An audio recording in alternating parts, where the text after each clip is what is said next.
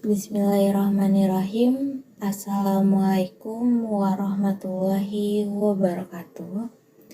Yang terhormat Bapak Nur Irwansyah MPD selaku dosen pengampu mata kuliah membaca serta teman-teman sekalian yang berbahagia. Pertama-tama marilah kita panjatkan puji serta syukur kehadirat Allah Subhanahu wa taala karena telah memberikan rahmat sehingga kita dapat menyaksikan video presentasi pada hari ini. Perkenalkan, nama saya Anissa Putri Sabila dari kelas X3A akan menjelaskan tentang materi yang berjudul membaca pemahaman literal. Di dalam membaca pemahaman literal ada beberapa poin yang akan saya bahas.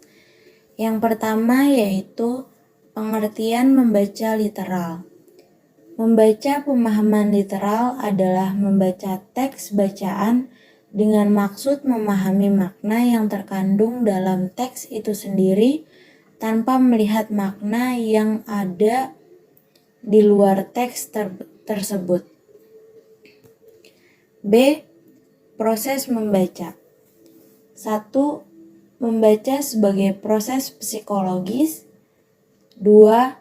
Membaca sebagai proses sensoris. 3. Membaca sebagai proses perseptual.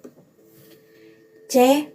Model-model membaca pemahaman literal.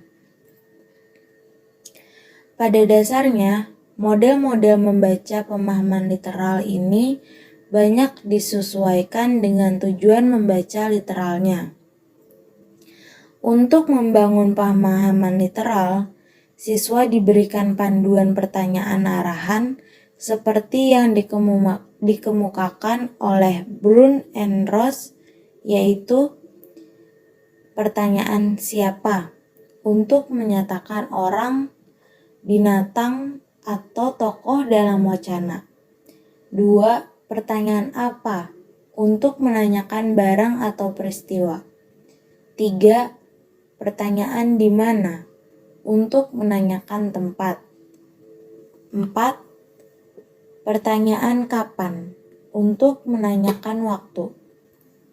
Kelima, pertanyaan bagaimana untuk menanyakan proses jalannya peristiwa atau alasan sesuatu. Yang terakhir, pertanyaan mengapa untuk menanyakan sesuatu sebagaimana disebutkan di dalam bacaan. Yang D. Faktor-faktor yang memengaruhi. Menurut Rodan Ross mengemukakan bahwa guna meningkatkan kemampuan membaca pemahaman, sekurang-kurangnya perlu membina 5 faktor pendukung pemahaman, yaitu 1. Potensi skemata pembaca. 2. Potensi mengingat.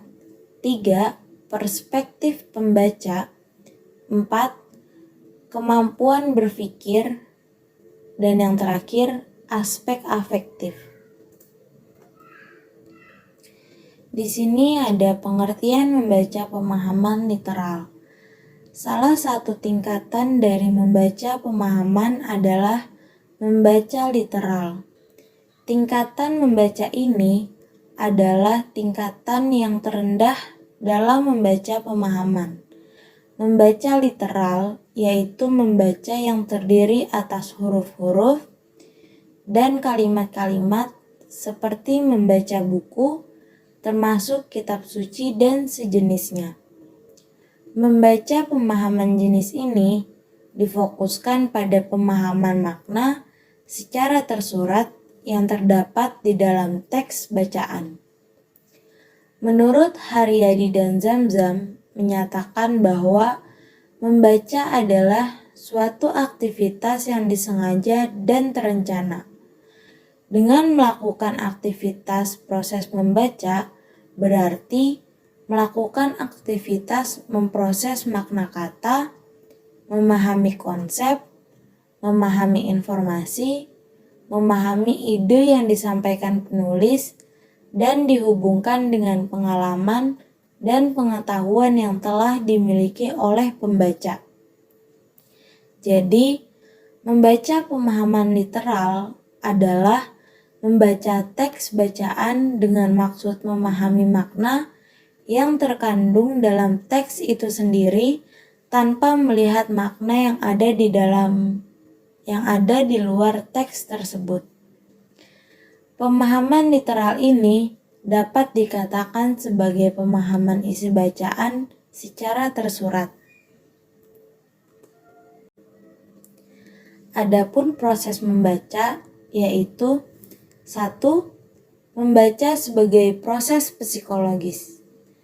Membaca sebagai psikologis adalah bahwasannya kesiapan dan kemampuan membaca seseorang itu dipengaruhi serta berkaitan dengan faktor-faktor yang bersifat psikis seperti motivasi, minat, latar belakang, sosial ekonomi, serta tingkatan pengembangan dirinya, seperti intelijensi dan usia mental atau mental age. Yang kedua, membaca sebagai proses sensoris. Membaca sebagai sensoris, yakni dimulai melihat bagi mereka yang normal ataupun bagi yang tunanetra. Stimulus masuk lewat indera penglihatan mata pada tingkat anak-anak, menunjukkan kemampuan yang secara umum sekali disebut membaca. Yang ketiga, membaca sebagai proses perseptual. Proses perseptual dalam membaca mempunyai kaitan yang erat dalam proses sensoris. Oleh karena itu, kita harus waspada untuk tidak tertukar. Vernon memberikan penjelasan proses perseptual dalam membaca itu sendiri ada 4 bagian, yaitu kesadaran akan rangsangan visual, kedua, kesadaran akan persamaan pokok untuk mengadakan klasifikasi umum kata-kata, 3. Klasifikasi lambang-lambang untuk kata-kata yang ada di dalam kelas yang umum. 3. Identifikasi kata-kata yang dilakukan dengan jalan sebutnya. Membaca sebagai proses merupakan rangkaian kegiatan dari kegiatan aspek di atas, yaitu aspek psikologis, sensoris, dan perseptual. Ketiga aspek ini saling berhubungan satu sama lain, sehingga ketika seseorang membaca sebuah teks, ia harus siap secara psikis dan mental, sehingga stimulus yang diterimanya dapat dijadikannya sebagai proses pemahaman lambang-lambang atau tanda-tanda yang dibacanya. Di sini, ia dituntut untuk mampu menghubungkan apa yang dibaca dengan skemata yang dimilikinya.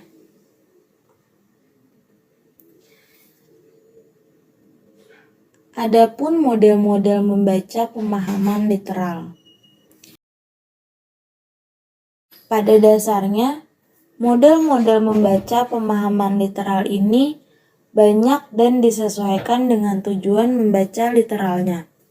Di sini seseorang pembaca dituntut untuk mampu mengenali dan mengungkapkan isi bacaan berupa detail, ide pokok, urutan, perbandingan, hubungan kausal, pelaku dalam bacaan, dan lain-lain. Untuk membangun pemahaman literal, siswa diberikan panduan pertanyaan arahan. Untuk membangun pemahaman literal, siswa diberikan panduan pertanyaan arahan seperti yang dikemukakan oleh Brun dan Ross, yaitu siapa, apa, di mana, kapan, bagaimana, dan mengapa. Ada beberapa faktor-faktor yang memengaruhi dalam bacaan.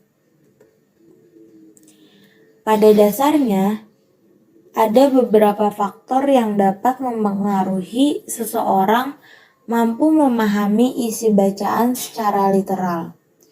Faktor-faktor diantaranya adalah banyaknya perbendaharaan kata yang dimiliki, pengalaman membaca dengan teks yang sama, dan skemata pembaca lainnya yang mendukung, seperti pengalaman membaca berbagai teks, menyimak atau mendengarkan berita, dan melihat atau mengamati keadaan alam di sekelilingnya.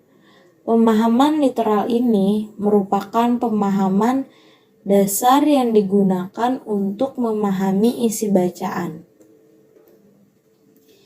Menurut Rowe dan Ross mengemukakan bahwa guna meningkatkan kemampuan membaca pemahaman, sekurang-kurangnya perlu membina 5 faktor pendukung pemahaman, yaitu proses skemata pembaca, potensi mengingat, perspektif pembaca, kemampuan berpikir, dan aspek afektif. Apa sih potensi skemata pembaca itu? Setiap manusia memiliki potensi untuk berkembang. Potensi ini ada pada diri siswa itu sendiri yang tersimpan di dalam memorinya. Dalam hal ini, apa yang tersimpan dalam memori itu merupakan skemata bagi pembaca. Skemata ini merupakan pengetahuan dan pengalaman yang dimiliki pembaca, di mana ketika seorang pembaca sedang membaca sebuah teks, skemata yang tersimpan dalam memori tersebut dapat dikoneksikan dengan teks bacaannya. Kedua, potensi mengingat. Kemampuan mengingat adalah suatu kemampuan kognisi yang dimiliki oleh setiap orang. Dalam taksonomi Bloom, kemampuan ini termasuk kemampuan tingkat terendah. Mengingat sangat diperlukan dalam membaca. Karena apa? Karena dengan mengingat, pembaca dapat mengungkapkan kembali dan menghubungkan antara apa yang dibaca dengan apa yang dipahaminya. Ketiga, perspektif pembaca. Apa sih perspektif pembaca itu? Perspektif pembaca merupakan potensi yang sangat menentukan pemahaman seseorang dalam membaca teks bacaan. Perspektif yang dimaksud adalah pendapat, anggapan, dan tujuan pembaca terhadap teks yang dibacanya. Seseorang pembaca yang memiliki perspektif yang baik terhadap apa yang dibacanya, maka ia akan mudah memahami isi bacaan tersebut. 4. Kemampuan berpikir. Kemampuan berpikir adalah syarat memahami sesuatu. Untuk memahami isi bacaan diperlukan kognisi siswa. Kemampuan berpikir yang dimaksud adalah kemampuan mengingat, memahami, menerapkan, menganalisis, mensintesis tentang apa yang dibacanya. Di sini, kemampuan berpikir yang kritis dapat mempermudah seseorang pembaca memahami isi bacaannya. Dan yang kelima, aspek afektif. Apa sih aspek afektif itu? Aspek afektif adalah aspek yang juga menentukan kemampuan seseorang memahami isi bacaan dengan baik. Afektif adalah sikap seseorang terhadap teks yang dibacanya dengan memiliki sikap yang positif atau dengan kemampuan membaca, menanggapi isi teks dengan baik, maka akan menghasilkan pemahaman yang baik juga. Di dalam membaca pemahaman literal, yaitu ada tujuan membaca. Menurut Nur Hadi, ada beragam tujuan membaca, yaitu 1. Memahami secara detail dan menyeluruh isi bacaan. 2. Menangkap ide pokok atau gagasan utama buku secara cepat. 3. Mendapat informasi tentang sesuatu. 4. Mengenali makna kata-kata sulit. Dan yang terakhir, ingin mengetahui peristiwa penting yang terjadi di seluruh dunia. Adapun tujuan membaca pemahaman. Tujuan utama membaca pemahaman adalah memperoleh pemahaman. Membaca pemahaman adalah kegiatan membaca yang berusaha memahami isi bacaan atau teks secara menyeluruh. Seseorang dikatakan memahami bacaan secara baik apabila memiliki kemampuan sebagai berikut. 1. Kemampuan menangkap arti kata dan ungkapan yang digunakan penulis. 2. Kemampuan menangkap makna tersirat. Dan yang ketiga, kemampuan membuat kesimpulan. Membaca adalah hal yang sangat penting untuk dilakukan. Lebih dari itu, pemahaman dalam membaca jauh lebih penting. Kemampuan yang baik dalam memahami bacaan dapat kita dapatkan dengan banyak latihan, bukan sekadar memperbanyak kosakata saja dan mempelajari struktur kalimat serta ungkapan. Cara memahami bacaan pun juga harus kita latih. Berikut adalah cara yang bisa kita pakai untuk meningkatkan pemahaman kita. Yang pertama, survei sebelum membaca. Sebelum mulai membaca, lakukanlah survei dulu. Baca judul, bagian pendahuluan, agar kita tahu secara umum bacaan yang kita hadapi membahas tentang apa. Yang kedua, tentukan tujuannya. Tentukan dulu tujuan kita untuk membaca itu seperti apa. Misalnya, konten apa, pelajaran apa, informasi apa yang akan kita dapat di dalam buku tersebut.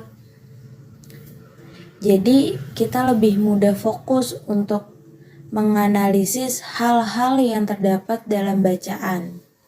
Yang ketiga, mulai membaca. Setelah mendapat gambaran umum tentang bacaan, kita bisa mengetahui apa yang ada di dalam buku tersebut. Misalnya, jika kita bermasalah dengan lingkungan yang ramai, carilah tempat yang sepi dan membaca dengan bersuara juga akan sangat membantu untuk kita. Yang keempat, buat catatan. Buat catatan kecil untuk bagian-bagian yang kita rasa penting atau tanda-tanda. Dan yang terakhir, review. Setelah membaca buku, langkah paling tepat adalah dengan melakukan review terhadap bacaan. Apakah kita mendapat informasi sesuai ekspektasi? Bagian mana yang kita paling pahami? Bagian mana yang kurang jelas dan butuh info tambahan? Dengan melakukan review, kita akan tahu apa yang harus kita lakukan selanjutnya. Untuk meningkatkan keterampilan membaca pada anak dan masyarakat, membutuhkan apa saja sih? Yang pertama, kita bisa membaca bersama. Yang kedua, tetapkan tujuan. Yang ketiga, mencari tema-tema pada buku yang akan kita baca. Yang keempat, mencatat sambil membaca. Yang kelima, ajukan pertanyaan tentang apa yang kita baca. Kesimpulannya yaitu, membaca pemahaman literal adalah membaca teks bacaan dan memahami isi bacaan tentang apa yang disebutkan di dalam teks tersebut. Lebih lanjutnya lagi dijelaskan bahwa membaca literal merupakan kegiatan membaca sebatas mengenal dan menangkap arti atau meaning yang tertera secara tersurat. Artinya, pembaca hanya berusaha menangkap informasi yang terletak secara literal dalam bacaan dan tidak berusaha menangkap makna yang lebih dalam lagi, yaitu makna-makna tersiratnya, baik pada tataran antar baris, apalagi makna yang terletak di dalam bacaan tersebut. Membaca literal bertujuan hanya mengenal arti yang tertera secara tersurat dalam teks bacaan. Pembaca cukup menangkap informasi yang tertera secara literal dalam teks bacaan tersebut. Ia tidak berusaha mendalami atau menangkap lebih jauh. Teknik seperti ini biasanya dipakai dalam proses belajar mengajar tingkat rendah, misalnya siswa SD SMP. Demikianlah beberapa hal yang bisa saya sampaikan. Kurang lebihnya mohon maaf. Semoga memberikan manfaat untuk teman-teman yang lain. Wabillahi taufiq wal hidayah. Wassalamualaikum warahmatullahi wabarakatuh.